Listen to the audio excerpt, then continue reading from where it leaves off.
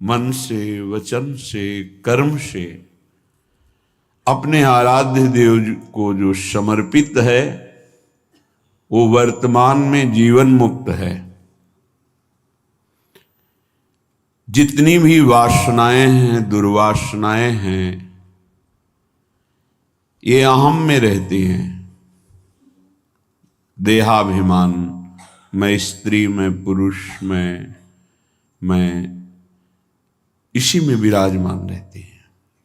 जब तक ये मैं अंतःकरण का प्रियालाल के चरणों में समर्पित नहीं होता, तब तक उपासक के हृदय में दिव्य आनंद की स्फूर्ति नहीं होती। वो साधन में लगा रहता है, अहम उस साधन को ढके रहता है, जिससे दिव्य अध्यात्म साधन का जो फल है, अद्भुत आनंद, अद्भुत सुख, ये मर्त सुख नहीं। मर्त सुख तो मलिन मन को अच्छा लगता है, मलिन इंद्रियों को अच्छा लगता है। ये जो मर्त लोक का सुख है, ये मलिन मन, मलिन इंद्रियों का विलास है। यही बंधन है जो मन से, वचन से, कर्म से राधा राधा राधा अपने आराध्य देव के स्मरण में, आराध्य देव की सेवा में, आराध्य देव के ही सेवा सुख का मनन चिंतन, वो वासना रहित उपासक होता है। ना कोई दुर्वासना होती, ना कोई सद्वासना। उसका हृदय एकमात्र भगवत प्रेरणा से पूर्ण रहता है। कोई उसका निजी संकल्प नहीं होता, न सत्संकल्प न असत संकल्प। उसके हृदय से जो होता है वो केवल प्रभु प्रेरित होता है। वैसे सबके हृदय में प्रभु विराजमान हैं, पर जो प्रभु का भजन नहीं करते उनको अहम प्रेरणा करते हैं। अहम में दो प्रकार की वासना, एक सद्वासना, एक दुर्वासना। अगर दुर्वासना प्रधान है तो दुर्वासना के खेल होते रहते हैं, अगर उपासना प्रधान है तो सद्वासना के खेल होते हैं। लोक लोकांतर के सुखों की चाह, रिद्धि सिद्धियों की चाह, अभी रंग नहीं आया। न सद्वासना न असद्वासना, अहम का पूर्ण समर्पण, तब उसमें प्रेम का प्रादुर्भाव होता है। तब उसमें विशुद्ध बोध स्वरूप जो ज्ञान है वो जागृत होता है।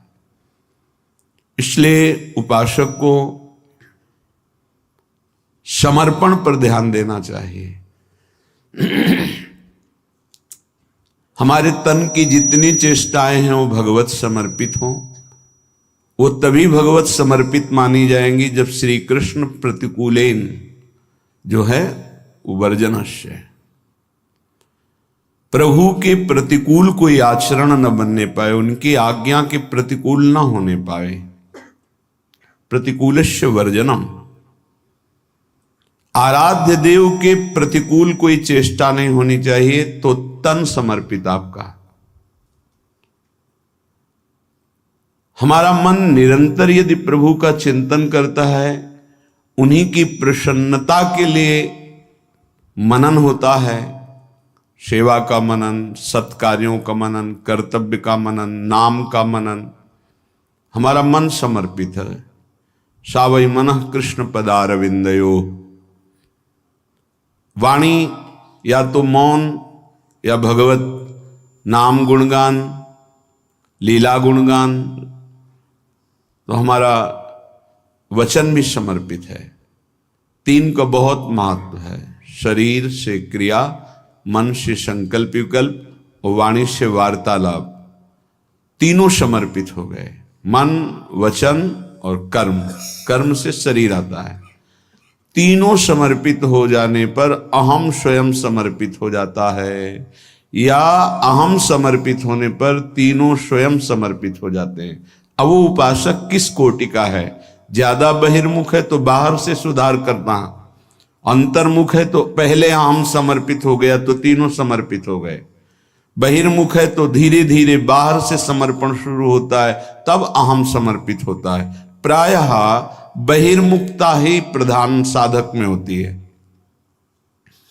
कोई विवेकवान साधक जो अंतर्मुखता में स्थित है, पूर्व जन्म के भजन के फलस्वरूप, वो सीधे अहम को समर्पित करता है। ये तीनों समर्पण नहीं करने पड़ते, अपने आप हो जाता है। अहम समर्पित हुआ तो सर्वस्व समर्पित हो गया। पर यदि ऐसा नहीं है तो शरीर के कर्म समर्पित, मन का संकल्प समर्पित, और वाणी को बहुत सावधान, भगवत चर्चा, नाम कीर्तन, इसके अलावा मौन, तो मन वचन कर्म, मन क्रम वचन त्रिशुद्ध सकल, हम श्रीहित हरिवंश उपासी, हा हरि रा राधा व वृंदावन सा सहचरी।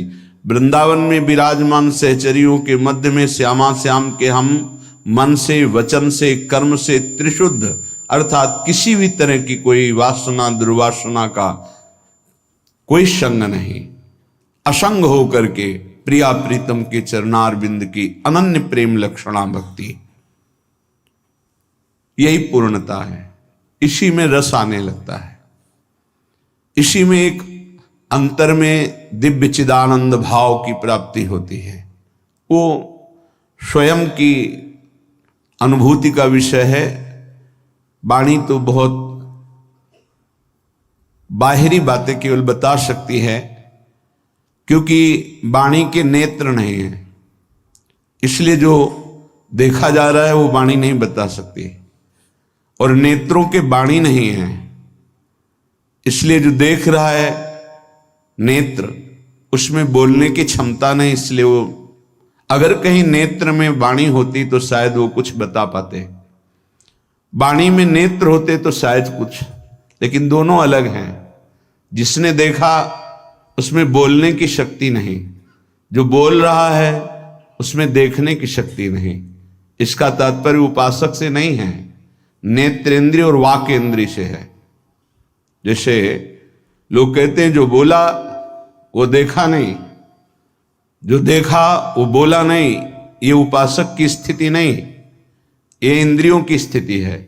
नेत्रेंद्रिय ने देखा तो उसमें वाकेंद्रिय नहीं, वो बोल नहीं सकती। वाकेंद्रिय बोल रही है, उसमें नेत्रेंद्रिय नहीं है, वो देख नहीं सकती। इसलिए जो अनुभव गम्य विषय वो वाणी से बोला ही नहीं जा सकता। जब उपासक मन वचन कर्म से आराध्य देव को समर्पित होता है तो उसमें चिदानंदता आती है। अभी तो विषयानंद की बाढ़ है, तो चिदानंद का कहीं परिचय ही नहीं है। जब मन वचन कर्म से त्रिशुद्ध होकर आराध्य देव में समर्पित होता है तब चिदानंद भाव आता है। ये नाम रूप लीला धाम चारों चिदानंद में हैं। अपने लोगों को कृपा सिंधु लाडली लाल की अहेतुकी कृपा से धाम का सानिध्य बहुत जोर का मिल गया, और नाम का सानिध्य। धाम और नाम ये बहुत महिमा में है। रूप और लीला तो अपने आप प्रकाशित हो जाएगी। स्वामी का अनुकरण अनुगमन जैसे सेवक करता है, ऐसे ही नाम का रूप करता है। जहां नाम वही रूप पधारता है।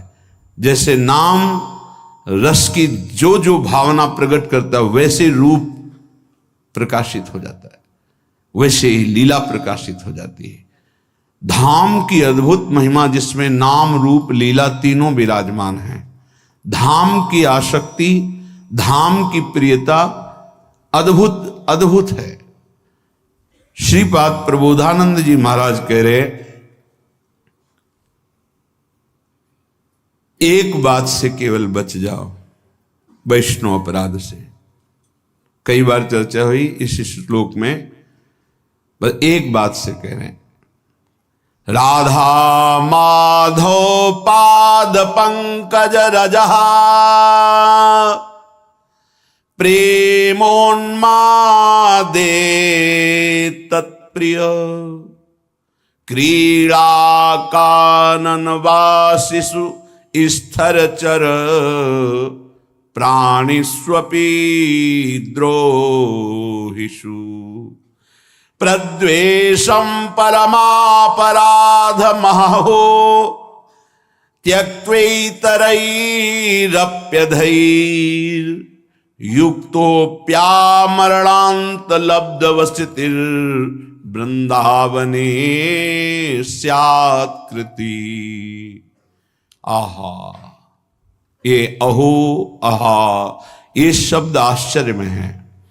कह रहे कि राधा माधव पाद पंकज रजा प्रेमोन्मादे तत्प्रिय। आप जिस रज में बैठे हैं ये प्रिया प्रीतम की पावन चरण रज है।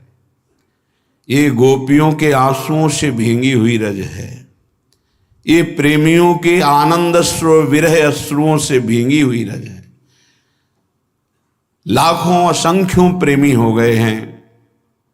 ऐसे अद्भुत अद्भुत जिनकी जैसी वृत्ति प्रकट होती वैसे प्रिया प्रीतम लीला करते, ऐसे समर्थ महापुरुषों की चरण रज में, प्रिया प्रीतम की चरण रज में, ऐसे परम पावन आंसुओं से भींगी हुई भूमि में आप बैठे हुए हैं, आप आए हुए हैं। जो वृंदावन धाम आए हैं, प्रियाजू की कृपा से आए हैं। कहने राधा माधव पाद पंकज रजा प्रेमोन्मादे तत्प्रिय। केवल वास कर रहे हो, अब आगे का कार्य वृंदावन करेगा। रसिकों का संग देगा, रसमयी रस रीति उपासना मिलेगी, आपको प्रेमोन्माद तक धाम पहुंचा देगा। पर तत्प्रिय क्रीड़ा कानन वासिषु, जो प्रिया प्रीतम की इस रास विलास भूमि में वास कर रहे हैं वो बहुत प्रियजन हैं। स्थिर चर प्राणिस्वपि द्रोहिषु, चाहे वो चल हो या अचल हो, बस इनके अपराध से बच जाओ। प्रद्वेषम परमापराध महो त्यक्त्वेतरैरप्यधैर्।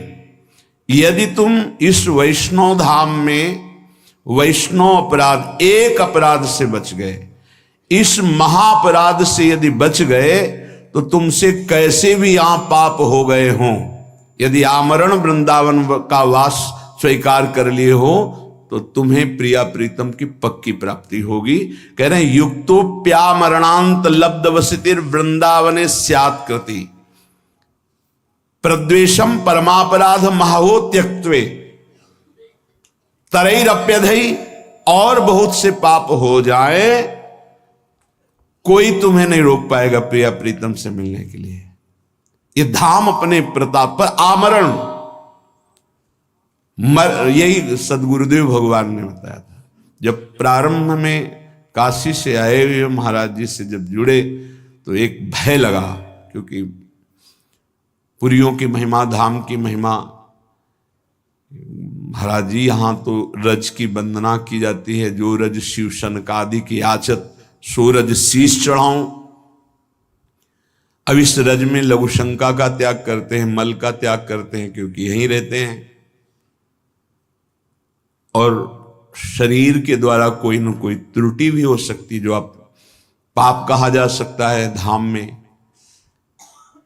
तो कैसे उसका मोचन होता है? क्योंकि हमने सुना है कि अन्यत्र कहीं पाप बन जाए तो तीर्थ अवगाहन से, गंगा यमुना आदि के अवगाहन से पाप नष्ट हो जाते हैं।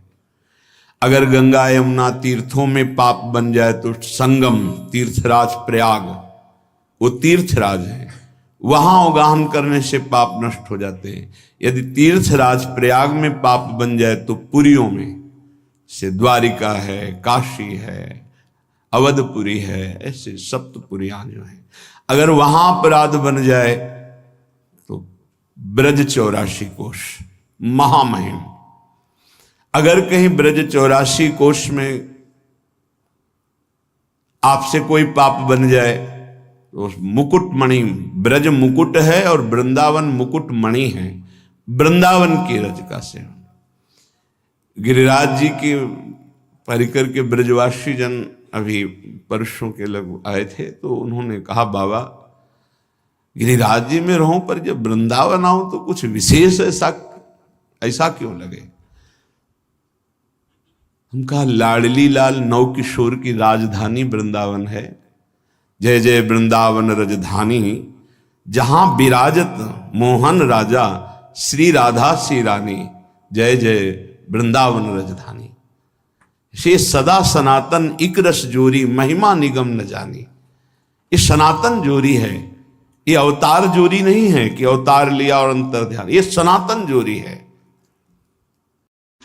आज के सत्संग का सार यही था कि जो उपासक मन से, वचन से और कर्म से प्रभु जी के चरणों में समर्पित है, वह जीवन और मरण से मुक्त है, अर्थात उसे प्रभु का परम धाम प्राप्त हो जाता है।